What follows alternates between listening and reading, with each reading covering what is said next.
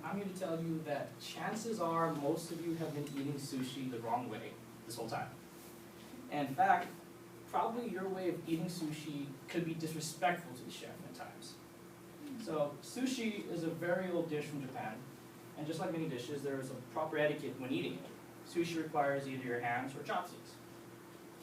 I first learned how to make sushi and properly eat sushi when I first joined my Asian Pacific Islanders Club, which I mentioned in my last speech. And one day there was a student named Kyle Florida. He volunteered to have his father, who was a chef, make lunch for us. So he came in during lunch and he made a sushi. He taught us how to make it and how to eat it. And he said it to us, and I'm paraphrasing, "We put an effort to create such a flavorful dish. If you ask for more wasabi or dip too much soy sauce, I'll be insulted because you are changing the flavor that I worked hard to create." Sushi is a very extravagant dish with many flavors. So in order to taste those flavors, you must take the proper steps to eating it.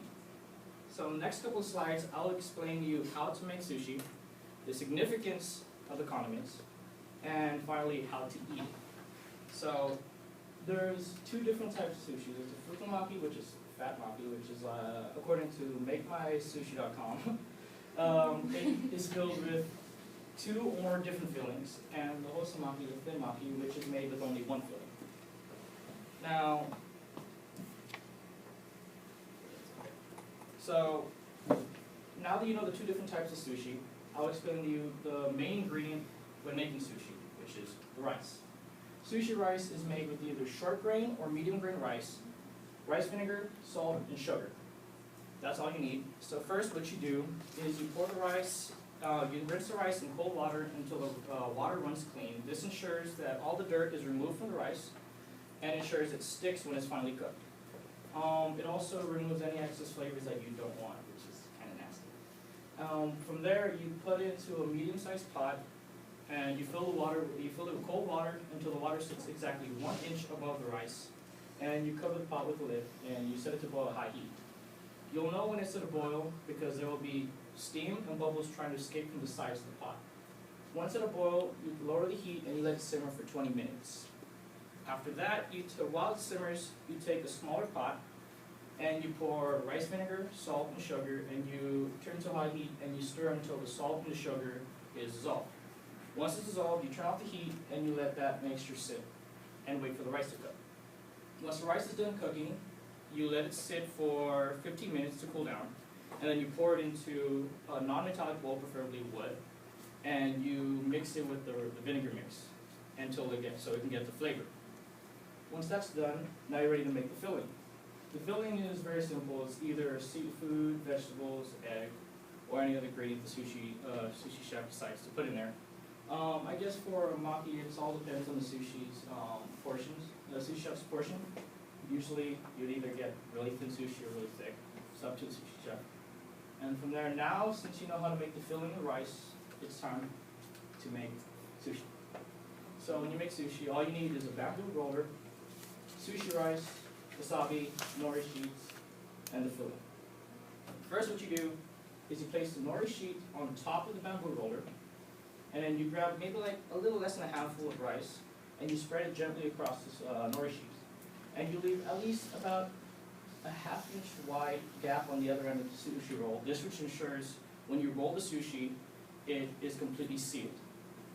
Then you grab, a small amount of wasabi, and you run it across the rice, and you place the filling on top.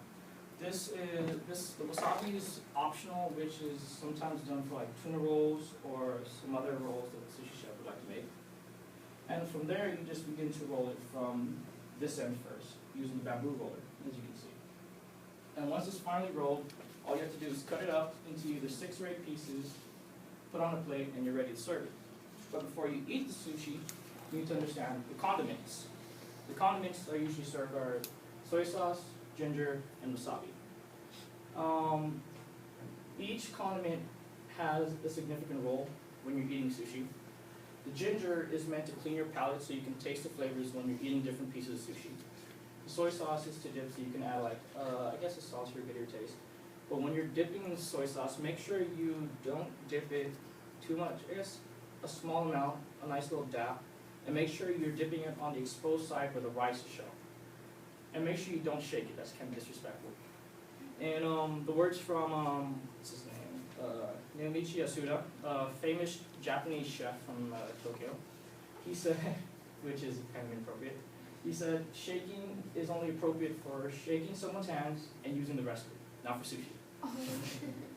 So, and the wasabi is optional. Some sushi chefs prefer not to give wasabi because they already put it in the sushi, but if you want some more, it's there for you. This is to add more flavor for your soy sauce or just for your sushi. Now that you know the condiments, I'll explain to you how to eat the sushi. Now, before you eat sushi, you should always wash your hands. It's sanitary. And from there, it's preferred to eat with your hands or chopsticks if that's what you want to do. And I explained how to dip into soy sauce. And make sure you eat sushi in 1 or 2 bites, preferably 1. But if you can't, if it's too big of a sushi roll, just eating 2 bites, it's fine. And yeah. So in conclusion, I explained to you how sushi was made, the condiments and their significance, and how to eat it. So next time when you guys go to a sushi bar and decide to eat sushi, now you have an insight on how it's made and how not to disrespect the chef.